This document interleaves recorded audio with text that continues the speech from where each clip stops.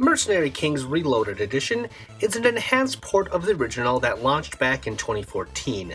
It boasts better performance and balancing, along with giving players new content like 2 new characters, Caesar and Frigg. The game takes place on Mandragora Island, where scientists have been researching a sort of cure-all formula based on the island's native inhabitants. But an evil organization known as Claw have captured the scientists and are now using the research for evil. Now it's up to the elite Mercenary Kings to clean up this mess. For such a classic-style action game, Mercenary Kings actually has a lot of story told mostly through Metal Gear Solid-esque green communication bubbles. The overall narrative isn't great in that it's pretty basic, but the written dialogue is top-notch and hilarious, thanks in part to the animation. Minigames have tried to pay homage to retro games with 8-bit or 16-bit-like aesthetics, and there are a lot of good ones out there, but this game features gorgeously hand-drawn sprites as if the 3D generation never existed, and we instead were treated to this evolution of the medium, i.e. it's beautiful and full of life.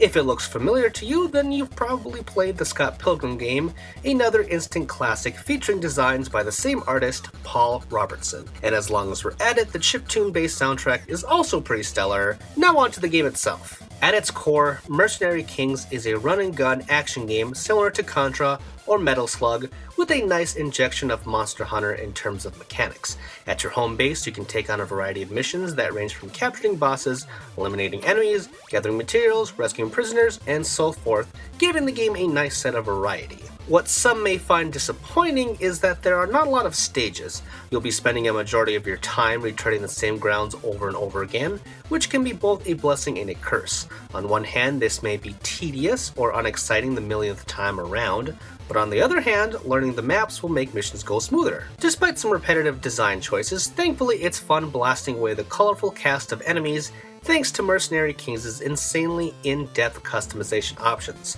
Back at camp, you can use materials gathered on missions to upgrade your health, build mods that give you an advantage for trade-offs like increasing speed while decreasing defense. A cook can boost your power for one mission, there's a supply store, but most important of all, you can build your gun.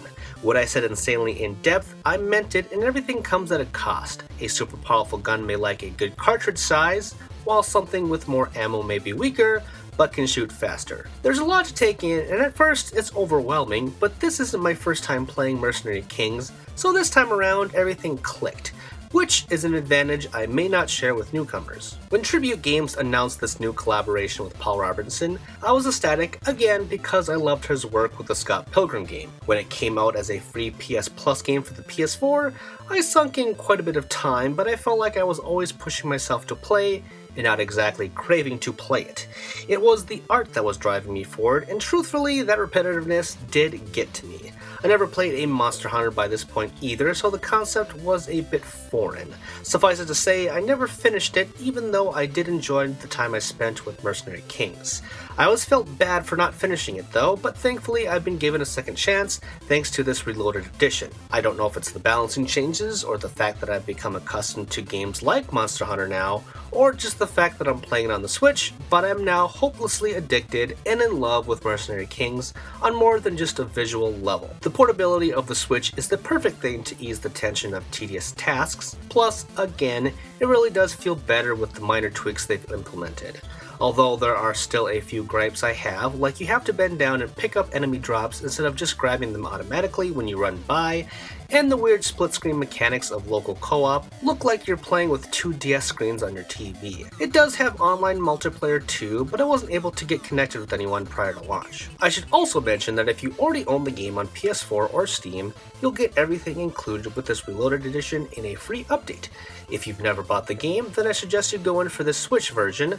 It really is the best way to go. Mercenary Kings Reloaded edition gave me an excuse to go back and right my wrongs, and now, given its update to old platforms and its release on new ones, well, hopefully it'll breathe new life into it. The issues that I mentioned and the style of the game may throw people for a loop, and if they're not into it, they're not into it, but I at least urge you to give it a try.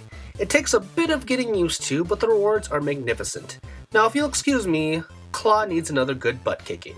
My name is Tristan, and you've been watching ReActionExaminer, wherein I do my best to create interesting videos to entertain and educate you fine folks. Be sure to subscribe, that helped me out a lot. And if you want to check out more, be sure to read my work over on The Gamer, wherein I write fun little listicles. You can also drop by my personal website, GameJerk, wherein I post other articles and reviews. All these links and more can be found in the description below. Thanks, and see you all next time.